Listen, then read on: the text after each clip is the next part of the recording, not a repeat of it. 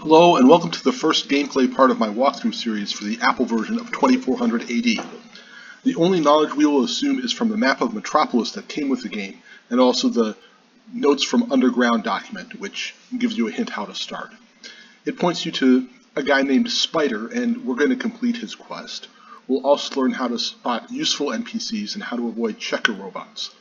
We will end by reaching the Underground with a pass card.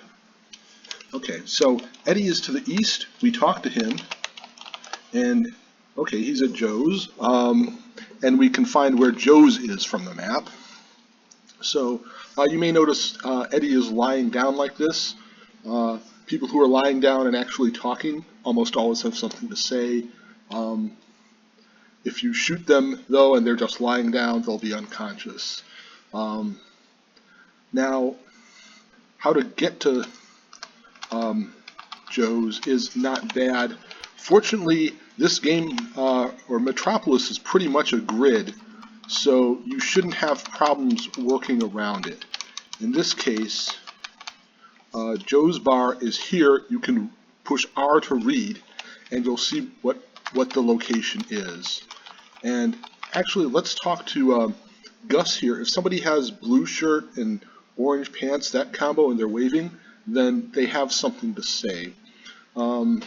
If they have orange shirt with blue pants, they probably don't. Same with red shirt and green pants and being short. But you'll also notice that random person disappeared. So there are a couple ways to check that. The main NPCs who have something to say generally don't wander around a lot. So you shouldn't have a problem finding them, or say, okay, this area is cleared of people that I need to talk to. Let's talk to Joe, and you want to type location. Usually they have something to say. You can ask about Spider. I forgot to ask Gus about Spider. There is Spider. He's kind of sitting with his legs crossed. I thought it was kind of looking like a genie at first, but those people always have something to say too. Also, people with lab coats always do. And, well, pretty much in the underground. Here's what we have, a hand phaser and a grid read. Grid read is useful to boost IQ.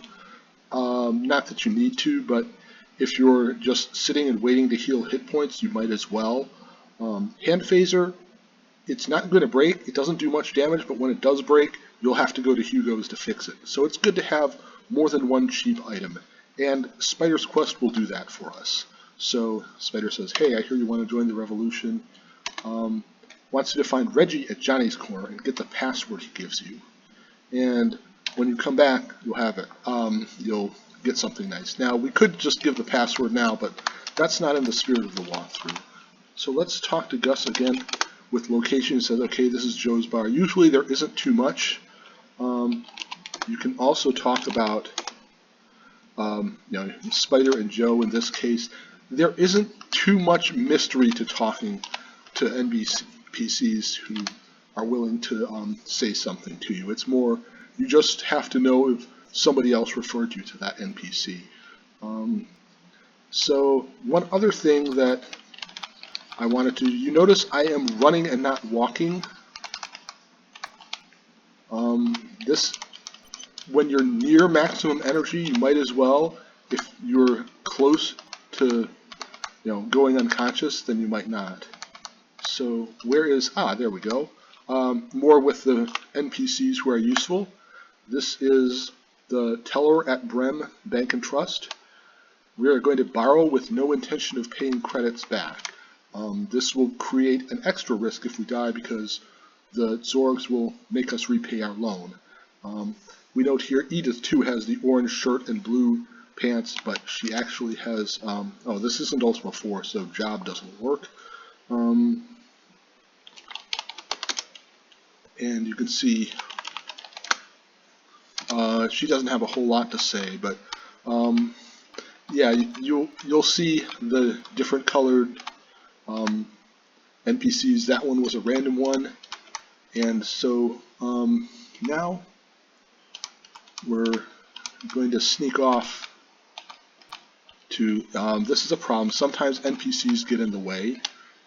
We sneak off along the bottom and we run to the right. And I'm going to show something here.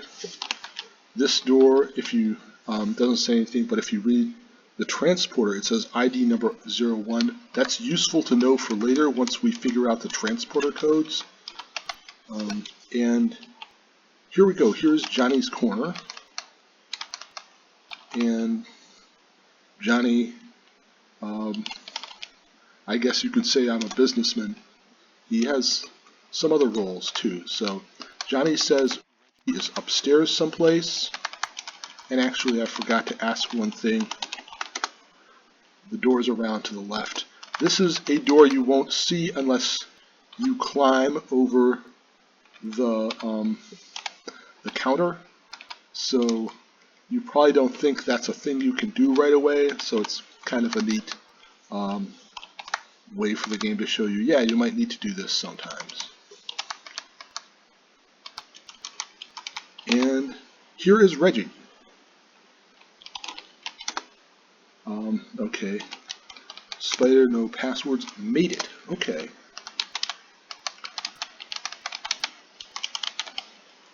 Also, this is something you probably know if you've played the game before, but if you climb up and down, it reduces your temporary endurance or energy, but it raises your permanent energy very slightly. I've discussed the mechanics in another video, but it's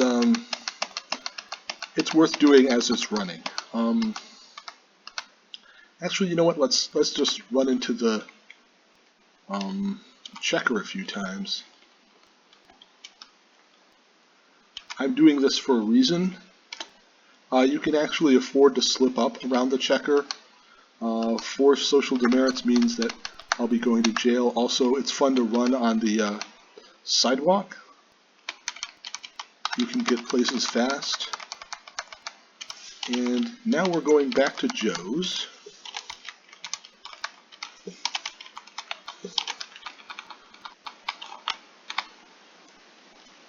M-A-D-E-I-T. You cannot use just the 4-letter abbreviation. You can most of the time, but not for this. So find Harvey at the Nauvoo Apartments. Again, if we look at the map, that is on the east side. We have got a pass card, FA74, and a hand blaster, which is slightly nicer than a hand phaser. So, yeah, there's a bit more to discuss with avoiding robots. It's going to be a bit trickier now, because if they catch us, we have too many social demerits, and they'll say, well, will you come along to the rehabilitation center? Oh, here's an NPC that's waving at us. Mr. Body tells us about Jeff under the apartments, which is where we're going. So actually, there's the building east of tracking also sells pass cards and Zacks. So since we don't have much room for error, I want to line myself up beforehand with the wall. We want to go east along the wall. This time the Nauvoo apartments entrance is a bit to the north. We never want to go down the center, even with the walkway going fast. And now what we're going to do is we're going to read the door. It says authorized personnel only, FA74. That should look familiar because it is what the pass card says. So we open it. And now we can just go down, and we'll also notice that if we go back up, the door is closed. The game often resets things like this. It's something worth noting. So this is a good place to to check off, and see you next video.